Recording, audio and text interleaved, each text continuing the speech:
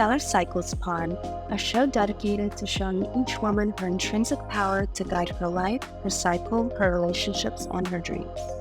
We cover feminine energy, reproductive health, and all things related to being a potent and magical being that is woman. I'm your host, Alina, and today our topic is how your cycle is your guidepost. Before I get into my interview with my guest, Jessa, I wanted to give you a few updates. Right now, I'm currently in my luteal phase, probably on day 25, 26, really feeling the trenches of the luteal phase. Everything is more difficult, a little more resistant, but I am trying to take the time to give myself rest, take my naps in the middle of the day because I have been going to bed late and waking up early, and it's just my sleep is not where I want it to be. And I would really, really love it if I could just get back to some sort of evening routine. My morning routine is on lock for the most part, but my evening routine is where it really suffers and kind of falls apart. So that's what I'm currently working on. I've also been planning this event for book club. For this month, it's a masquerade theme, and we're having it here at our place in the club room. It's a beautiful rooftop, and we're just going to invite the book club members. We're inviting guests.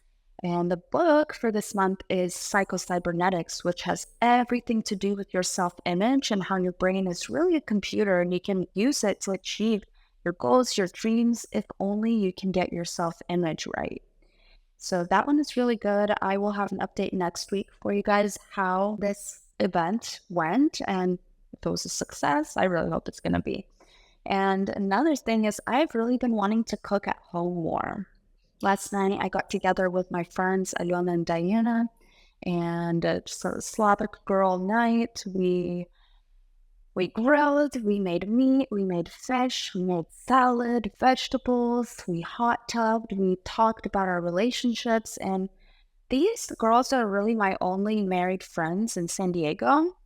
So the types of conversations that we're able to have about the committed relationships that we're in are just very therapeutic, very awesome to know that, it can be challenging, but you also have your girls that are also going through it and also understand just truly the weight of marriage and the responsibility that it is. So that's one thing. I'm very grateful to have spent time with them. Even though I'm in my luteal phase, I'm not feeling social at all. I'm just really glad that I got to have the time with them, grilled some meats, cooked some food, danced to some Russian Ukrainian music. It was just really, really great.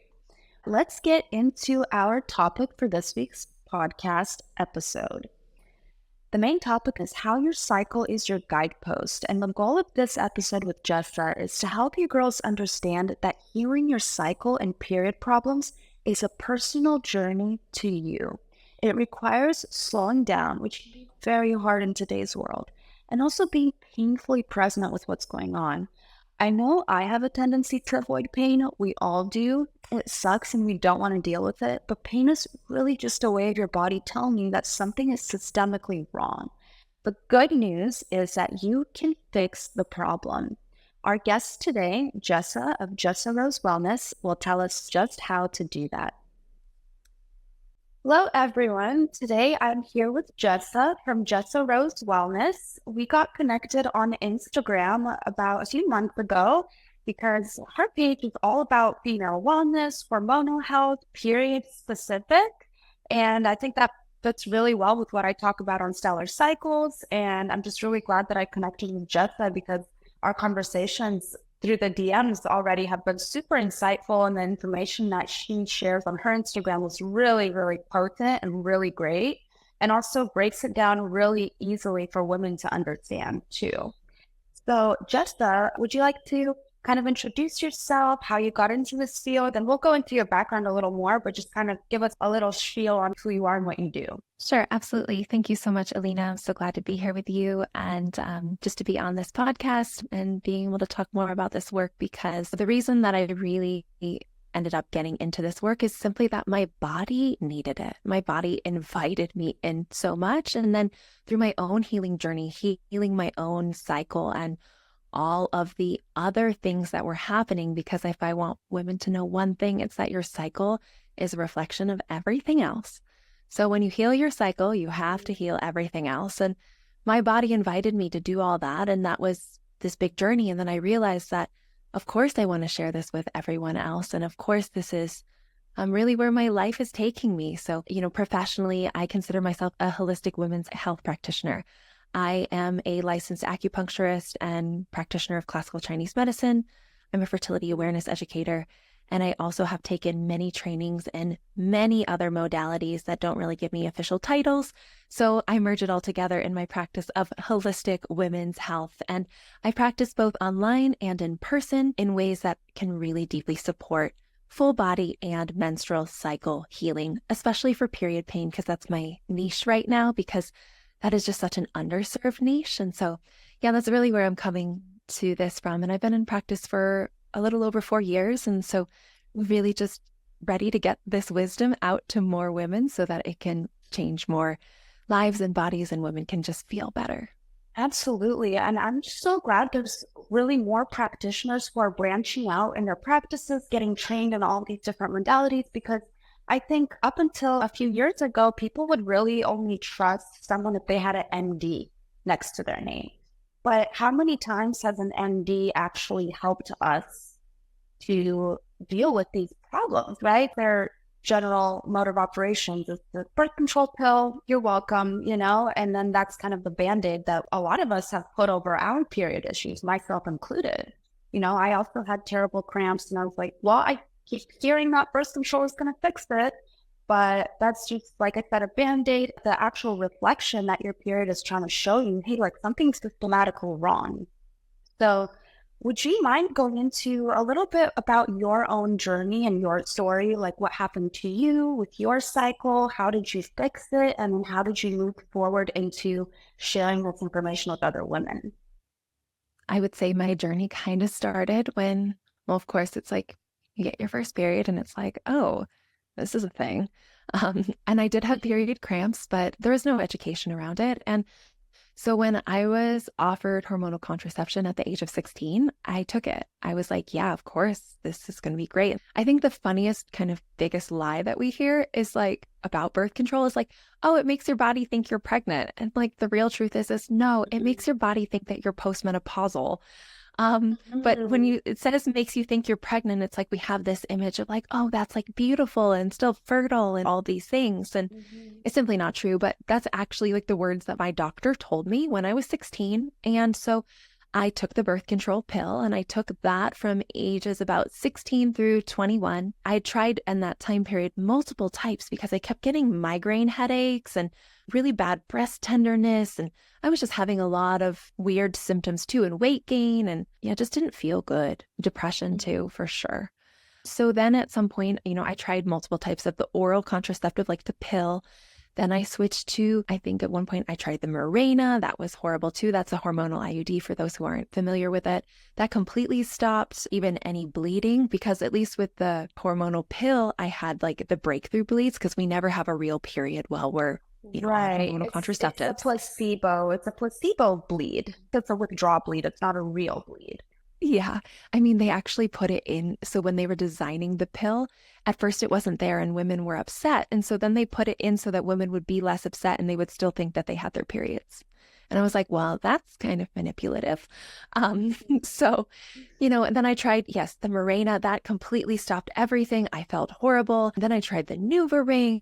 And then I tried the copper IUD. With the copper IUD, you do actually ovulate, but that comes with its own huge slew of side effects, especially from the copper itself. And copper is so inflammatory in the uterus, in the womb lining, and can cause systemic inflammation and so many issues. I'm surprised to hear that because a lot of the times I think people think that the copper IUD is safer because it has no hormones in it. But I'm just now finding out just what you said just now, that the copper is inflammatory too. So it can scar up the inside of your uterus as well. Yeah, so the way that the copper IUD actually works is that it causes an inflammatory process within your uterine lining so that we cannot have the hormonal processes that happen if there was a, fertilized embryo that's trying to implant.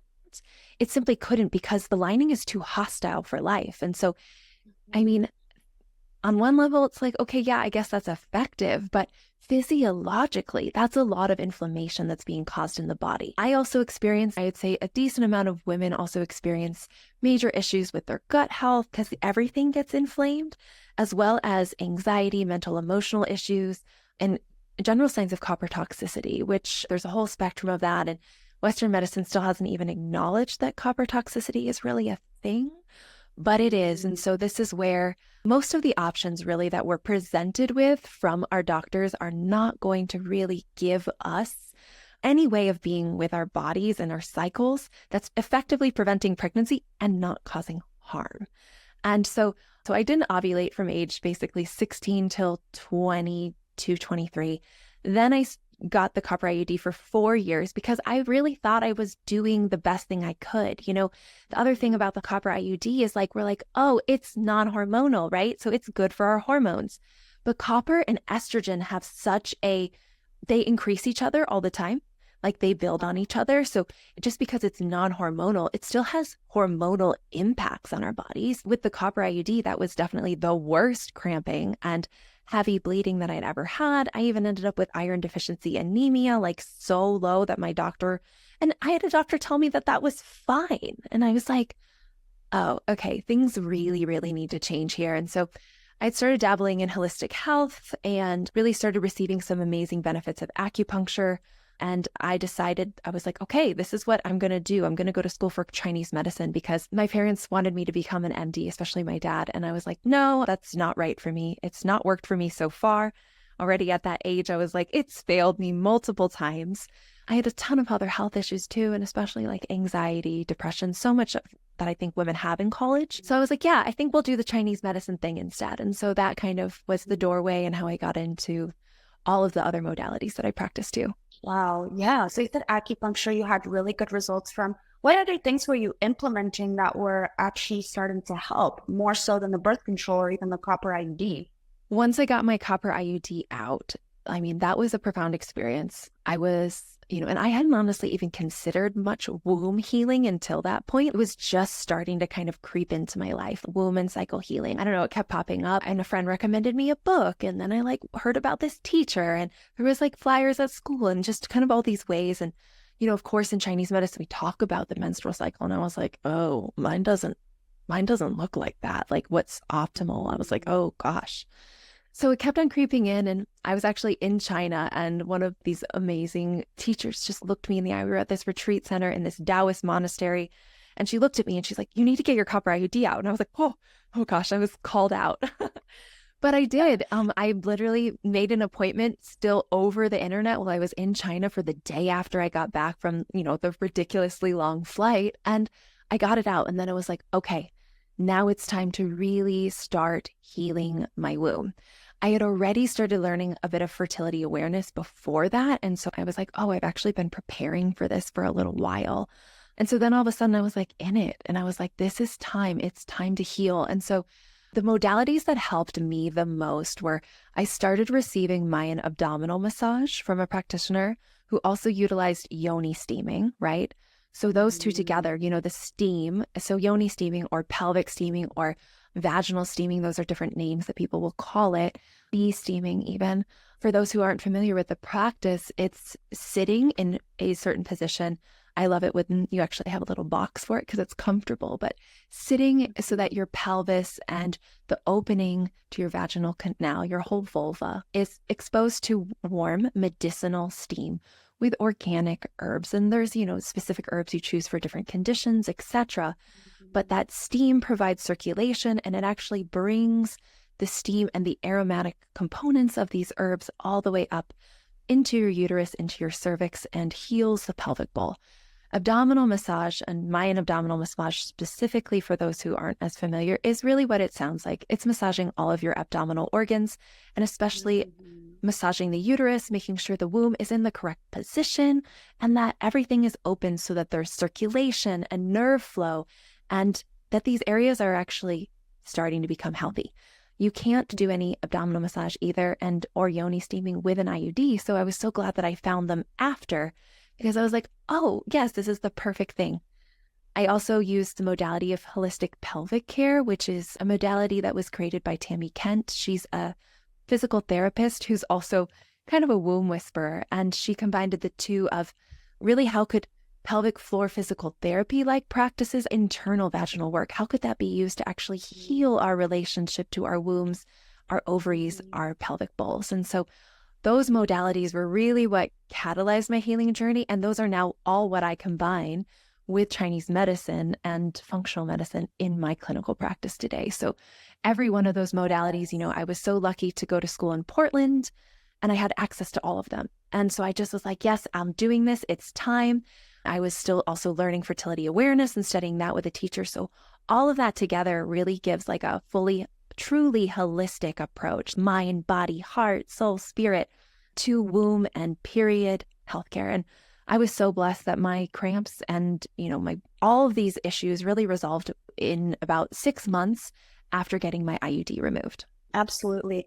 Yoni steam is such an amazing thing. I've done it myself too. And one thing that our diet and lifestyles really create in our pelvis, especially in the rest of the body too, but in the pelvis is kind of stickiness and mucus and a lot of stagnation. So like you said, with the massage, it helps you remove some of that stagnation, but also the steam, it helps literally dislodge fibroids or anything like that. So it's really amazing. And herbs are so, so potent. So if anyone is curious to try yoni steaming, definitely try to find a practitioner who offers that. And then maybe you can start doing it at home because it is pretty powerful. Yeah. Oh, absolutely. And for anyone listening to, if you don't have a yoni steam practitioner nearby, I do offer remote yoni steam consultations, and you'll get access to all of my resources on how to steam at home, anywhere from the most simple steam setup without any tools besides obviously you need a pot and you need the herbs, all the way to my favorite steam seats. And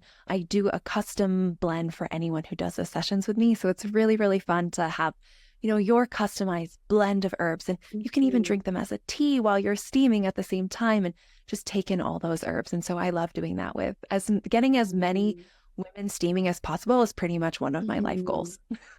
Absolutely. And it's not just for period problems. It also helps at the end of pregnancy. They say not to steam throughout the pregnancy, but at the end, when you do want your cervix to open up, when you want to, increase the speed and ease of labor, and then also to heal afterwards. So that's amazing. Yes. I wanted to ask you, when you were finally on this path where you were learning all these things, implementing them for yourself, did it truly feel like you had finally gotten into your life purpose?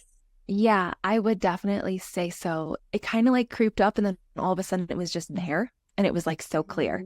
And I was like, oh, this is it. This is what everything else was for. And even clarifying in myself and being like, oh, all of my own cycle and period health problems were actually like to help give me perspective and to help me know how to heal myself and know what the experience is of healing in my own body, so then I can even more better empathize and be present with others on their own journey. So not only did it feel like I received my own purpose, I also kind of stepped into a place of forgiveness for my body, or compassion, in that sense of like, oh, I'm not just suffering and I have health issues. And it turns a story of struggling into a story of, wow, this was all on purpose. And so, yeah, it definitely felt like that for sure.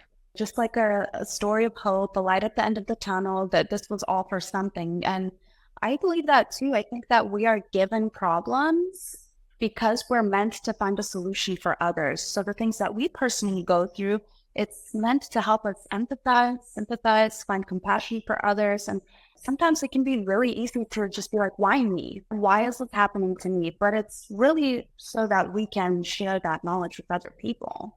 So what was the most difficult lesson throughout this process for you? And why was it so challenging to uncover or implement? The first thing that came up when you asked that was just really learning to slow down, really learning to live at my own body's pace, really letting my body heal at its own pace. We live in such a culture that is continually go, go, go, right? We're so linear. We're so fast. Like everything in this culture is like, how can we do it faster? Okay. And then there's the assumption that that's good. And of course, I didn't really know any other life. Most of us don't until we start to really heal our bodies.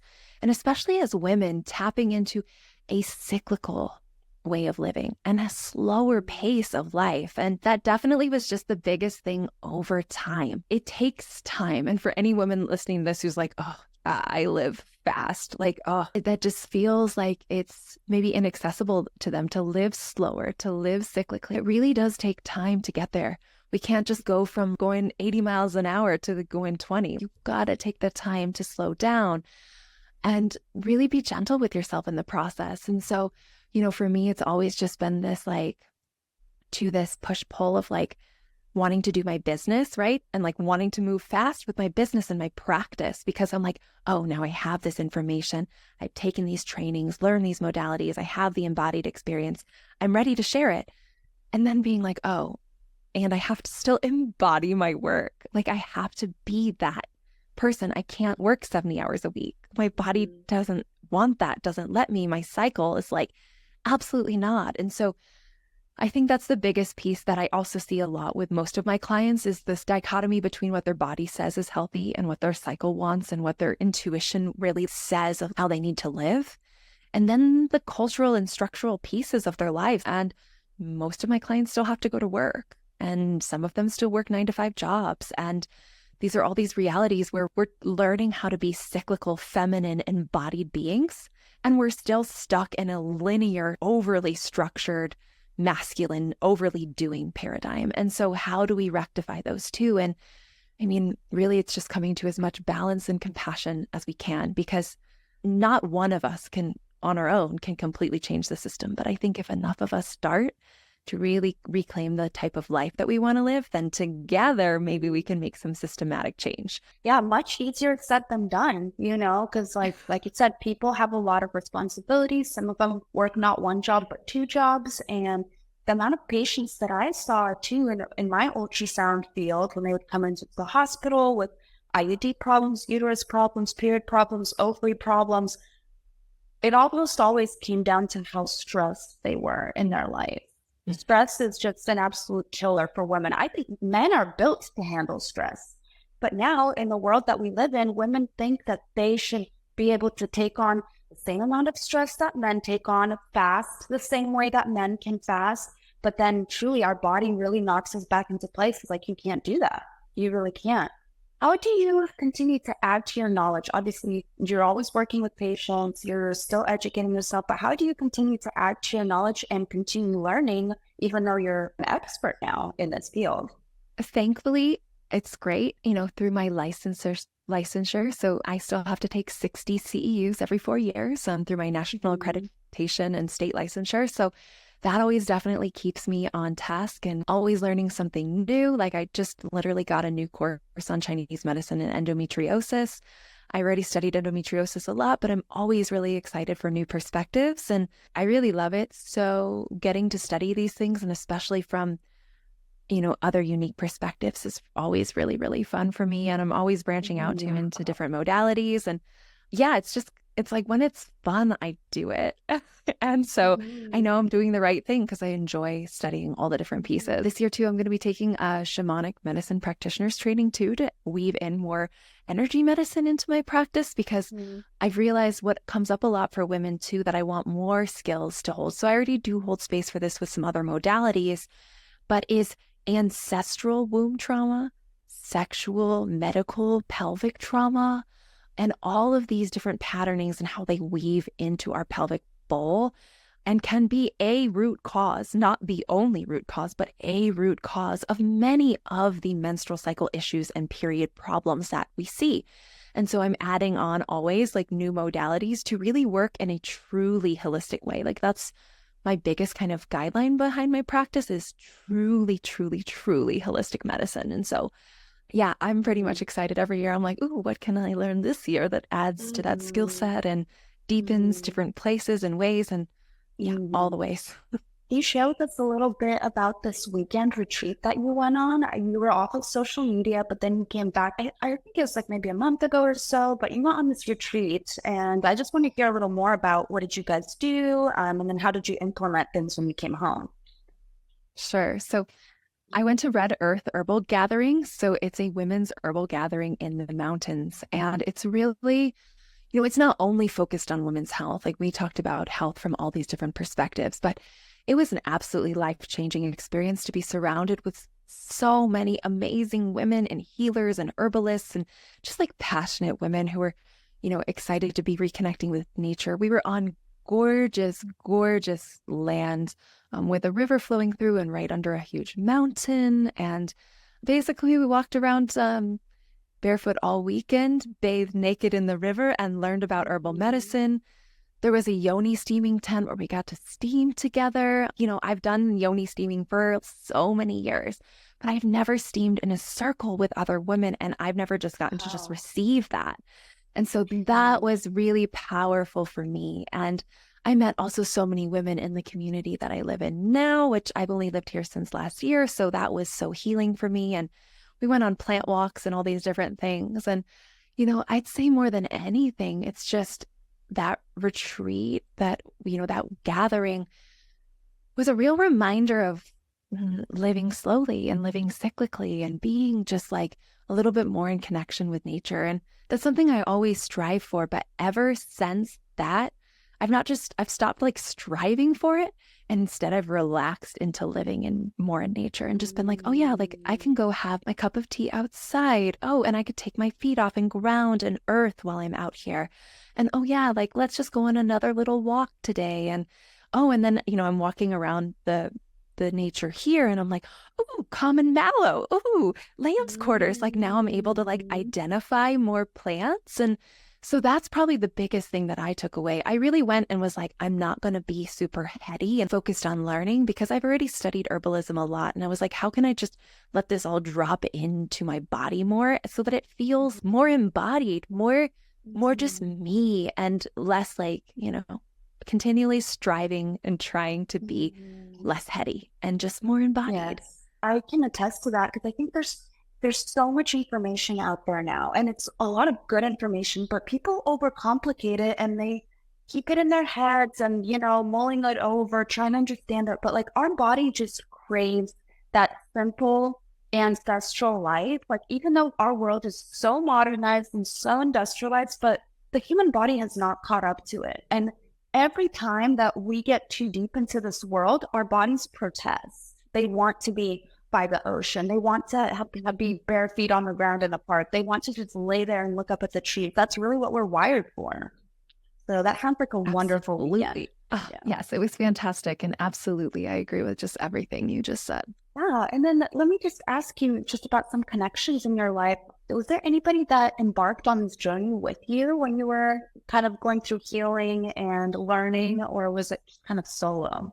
Yeah, I mean, I've had so many amazing people to support me and different practitioners, but really this practitioners, teachers, mentors, of course, like there's been so many people who have walked different parts of this journey with me, but really this has been my journey. This has been a solo journey, but deeply supported and connected and supported by so many amazing people as well as the earth, There's been so much support, but yeah, I really have walked most of this journey alone. Now I'm in a really supportive partnership too. My partner and I, we met at Chinese medicine school. And so it's really fun to have someone to kind of always be on this both healing and learning journey on at the same time. And so I'd say now he's my also biggest partner on this journey. But I think for each of us, really, our healing journey is ours, and other people are going to come and go. They're going to flow into it. They're going to offer support and wisdom and guidance in different ways. But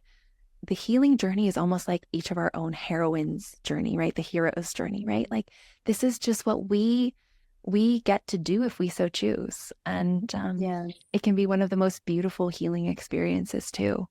So that's amazing that even your partner helped you along on this and like try to understand, because I feel like for a lot of, I'm going to guess your husband, male partner, yeah. right? Yeah, he's male. Yeah. He's a male partner. Yeah, we're engaged. Partners. I just don't really say fiance so much. Yes. Yeah. Got it. So I'm just saying because like men, for the most part, like they're just like, that's women's stuff. I don't understand it. Don't let your period be an excuse. But it's like, no, this is such a great self-awareness tool for the both of us to implement. Absolutely. So let's get into your actual practice. So your tracking practices, things like that. What do you use? How do you stay on top of it? How do you stay organized within your cycle? I mean, at this point, I'm sure it's like second nature, but like, let's say we're talking to a beginner who's very overwhelmed with all this information. I am a fertility awareness educator, so I really am passionate about basically fertility awareness is teaching us how to live in alignment with our bodies and our cycles. And so cycle tracking is one of the basic practices of fertility awareness. It is the essence. And so I actually teach all my clients first to track on paper. I actually have a course called Embodied Cycles. And so I've really taken all of the information on how to really come into awareness and understanding of what is physiologically happening in your body over a cycle, then how to map that all out into a way that can be made sense of on paper. I usually start people there. We can then make interpretations on it, like, oh, this is the time I'm fertile. And then often, though, I always get a little pushback with the paper thing because everyone's like, oh, let's use an app. And the app that I love and use and recommend for all of my clients is called Read Your Body. I love it. It's very inexpensive per month. I think it's like maybe $1.99 or $2.99 a month or $14.99 for a year. And I love it because it's founded by a nonprofit. It is all a body literacy nonprofit for cycle tracking in the UK. And it is the only app that I've found that really lets you put in whatever data you want to. And it doesn't try to give any of its own interpretations. It lets you decide every day. It doesn't use any algorithms or anyone else's data to make its interpretations. So that's what I use because I'm not really into any apps that make conclusions on our bodies, even like natural cycles. I think that can work for some women, but it does use other people's data to talk about what's going on in our bodies. So I think every woman should be empowered enough to be able to make their own decisions about their body and know what's going on every day and make their own determinations about, are they fertile? Are they not? What kind of sex should they be having based on their reproductive intentions? So that's where I really start most people. And so if anyone's interested, just reach out because I have programs and everything built to support and hold anyone in learning more about their cycle and really getting attuned to it. Absolutely. So would you mind leaving our listeners with a few tips? So do you have any, off the top of your head, any practices for relieving period pain or moods naturally? I mean, the most important thing is just, first of all, being present with what comes up. We have a tendency to pretend that we need to just stuff it down, ignore it, and somehow be functional, be normal, go back to doing normal life. And if you're really experiencing intense pain, yes, of course, there's so much you can do. I've literally made a 6-month program for that. So it's really hard to give, what would be the advice for specific reasons and root causes behind that. But most importantly, try to be as present with it as possible. If you can take a day off work to just be with it, and usually you've been overriding it and just taking tons of Advil or Tylenol or something else, instead just be with your body first. Our bodies always are going to tell us what's going on, what is the reason behind things. They're always going to let us know. And so instead of overriding it, or birth control is the ultimate overriding. Instead of doing this, just be present and start paying attention. And even if you're not cycle tracking, maybe writing down in a journal every day what you're experiencing in your body and your cycle. Like, oh, I had a little twinge of cramp on the right side today, and I felt really angsty. And yeah, just the most basic cycle tracking and paying attention to ourselves is actually where all healing is going to start. And so once again, let's not make it too heady. There's not even anything that you really have to do besides become ever more present with yourself and more present with your body and more present with your cycle. And so start there, and then you'll have so much more spaciousness for anything else, any healing that you need to happen. And that being present is so hard because pain is not fun, or we just want to not experience it. But, pain can also help lead us to something very good. So to leave off, would you like to share with our listeners one piece of advice that you think every woman, every girl, no matter what age they are, what stage in their cycle they're in, that they should hear? I guess it would just be that your cycle has the potential to be the ultimate guidepost and guideline and source of wisdom for anything that you need in your life. You don't have to look externally. You don't have to look into other sources or books or other people in your life for your own wisdom. Your cycle and your womb has everything you need. to thrive, to feel good, to live passionately with purpose and devotion. And your body holds everything. And I think that that's it more than anything else. I just say, start that connection in whatever way that looks like for you. Do something fun with your body today and see what comes from there. And whenever your body gives you a little message of like, oh, I want to do this. Whenever you get those inklings, follow them, because that is your body's wisdom talking to you. And the more you listen, the better everything's going to be. I absolutely can promise that. Oh, that's amazing. Thank you, Jessa, for sharing your story and for sharing everything that you already do in your work with women and in helping guide them to truly a beautiful cycle where it doesn't debilitate their life. So would you be able to tell our listeners where they can find you, your website, your Instagram, anything you'd like to plug? Sure, absolutely. So my Instagram is Jessa Rose Wellness. My website is jessarosewellness.com. And I'm actually going to be launching also a solo podcast where I can talk a little bit more about these things. Awesome. So it's more of and it's going to be called Heart and Womb. It's going to be coming out in November. So I'm really excited for that. Beautiful. I have many offerings. My biggest offering is a 6-month program called Love Your Period for period pain and cramping. And that program is my life's work. So if you're experiencing that, come check me out. And always, for anyone, send me a DM. Let's talk. I always want to just be fully available for anyone. And yeah, thank you so much, Alina, for the opportunity to just share about this work. I really appreciate it. And yeah, just sending this invitation out there. It's really meaningful. So thank you so much. Thank you so much for coming on, Jessa. And Stellar Cycles Girls, we will see you in the next episode.